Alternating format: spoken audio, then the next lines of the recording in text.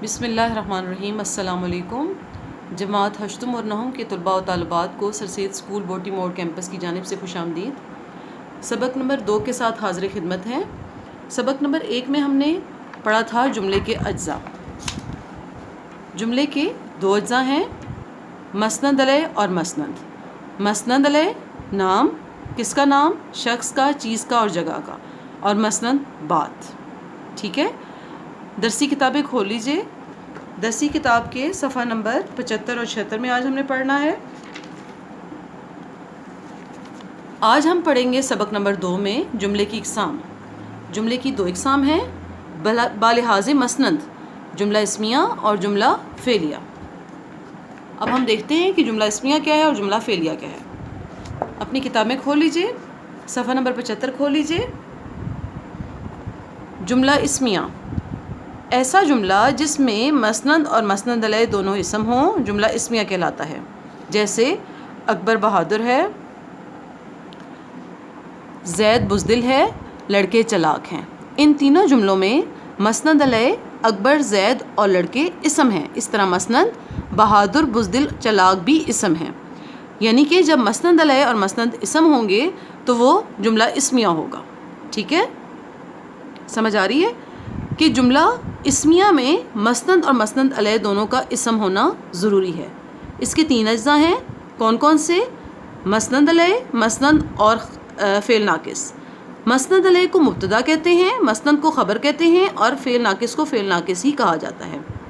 اب اکبر، زید اور لڑکے مبتدا ہیں، ٹھیک ہے، اور بہادر، بزدل اور چلاک خبر ہے، اور فعل ناقص اس میں کیا ہے؟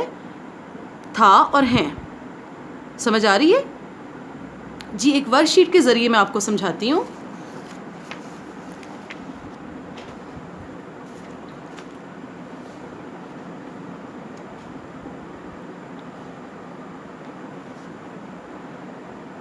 جملہ اسمیہ، جس جملے میں مسند اور مسند علیہ دونوں اسم ہوں اور اس میں فعل ناقص بھی آئے جملہ اسمیہ کہلاتا ہے۔ مثلا اکرم طالب علم ہے، رشید ڈاکٹر ہے۔ مسند علیہ کو مبتدا اور مسند کو خبر کہا جاتا ہے۔ جملہ اسمیہ میں مسند اور مسند علیہ کے علاوہ فعل ناقص بھی آتا ہے۔ جملہ اسمیہ کے 3 اجزاء ہیں، جیسے کہ ہم کتاب میں بھی پڑھ چکے ہیں، مبتدا، خبر اور فعل ناقص۔ اب اس کی ترکیب نحوی ہم دیکھتے ہیں۔ ترکیب نحوی کیسے بنے گی؟ جیسے اکرم طالب علم ہے، اب ہے کیا ہے؟ فعل ناقص۔ اکرم کیا ہے؟ مبتدا، اور طالب علم خبر۔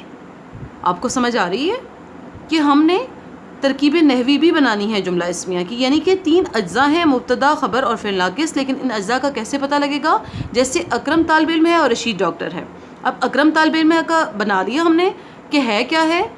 ہے فعل ناقص۔ اکرم کیا ہے؟ مبتدا۔ طالب علم کیا ہے؟ خبر۔ اس طرح رشید ڈاکٹر ہے کیا ہوگا؟ فعل ناقص۔ رشید کیا ہوگا؟ مبتدا، اور ڈاکٹر کیا ہوگا؟ خبر۔ سمجھ آ رہی ہے کہ جملہ اسمیہ میں مسند اور مسند علیہ دونوں کا اسم ہونا ضروری ہے، اور اس کے علاوہ فعل ناقص بھی آتا ہے۔ اب مسند علیہ اور مسند کو دونوں کو نام دے دیے گئے ہیں۔ مسند علیہ کو مبتدا کہا گیا ہے اور مسند کو خبر، اور تیسرا فعل ناقص۔ اس کی آپ جس ترتیب سے میں نے ورک شیٹ پہ بنایا ہوا ہے اس طرح بھی ہو سکتا ہے، اور سیدھا سیدھا بھی کر سکتے ہیں۔ سیدھا سیدھا کیسے؟ پہلے اکرم کو لے آئیں، پھر طالب علم کو لے آئیں، پھر ہے کو لے آئیں۔ اکرم مبتدا، طالب علم خبر، اور ہے فعل ناقص۔ ٹھیک ہے، اب اگلا جملہ دیکھ لیجئے، آصف محنتی ہے۔ اب آپ سوچیں کہ آصف اس میں کیا ہوگا؟ آصف کیا ہوگا؟ مبتدا۔ محنتی کیا ہوگا؟ خبر، اور ہے کیا ہوگا؟ فعل ناقص۔ امید ہے آپ کو سمجھ آ گئی ہوگی۔ ایک دفعہ میں پھر دہرا دیتی ہوں۔ جملے کے 2 اجزاء ہیں، مسند اور مسند علیہ۔ مسند علیہ نام، کس کا نام؟ شخص کا، چیز کا یا جگہ کا، اور جو ان کے بارے میں بات کی جائے وہ مسند ہے۔ ٹھیک ہے، اب یہ تو اجزاء تھے، یہ جو 2 تھے۔ اب اقسام بھی 2 ہیں، کون کون سی؟ جملہ اسمیہ اور جملہ فعلیہ۔ آج ہم نے صرف جملہ اسمیہ پڑھا، اور جملہ اسمیہ میں کیا ہم نے بتایا کہ اس کے بھی 3 حصے ہوتے ہیں، 3 جز ہوتے ہیں، 3 اجزاء ہوتے ہیں۔ اب ان اجزاء کو کیا کہا جاتا ہے؟ جو نام ہوتا ہے وہ مبتدا کہلاتا ہے، جو اس کے بارے میں بات کی جا رہی ہوتی ہے وہ خبر کہلاتی ہے، اس میں اگر ہے کا استعمال ہوتا ہے یا تھا کا استعمال ہوتا ہے یا ہیں کا استعمال ہوتا ہے تو وہ فعل ناقص ہوتا ہے. ٹھیک ہے، دو اس میں ہم نے آپ کو مثالیں بتائیں، جیسے اکرم طالب علم ہے اور رشید ڈاکٹر ہے. اکرم طالب علم ہے فعل ناقص، اکرم مبتدا اور طالب علم خبر. اور اسی طرح آصف محنتی ہے، آصف مبتدا، محنتی خبر اور ہے فعل ناقص. اس کو اگر ترتیب سے کریں تو ہے اس میں فعل ناقص ہو جائے گا، آصف مبتدا ہو جائے گا اور محنتی خبر ہو جائے گا. اس طرح ایک اور مثال، رشید ڈاکٹر ہے فعل ناقص، رشید مبتدا اور ڈاکٹر خبر. امید ہے آپ کو سمجھ آ گئی ہوگی. تیسرے سبق میں ہم جملے کی اقسام میں جملہ فعلیہ پڑھیں گے. آپ لوگوں کا بہت بہت شکریہ.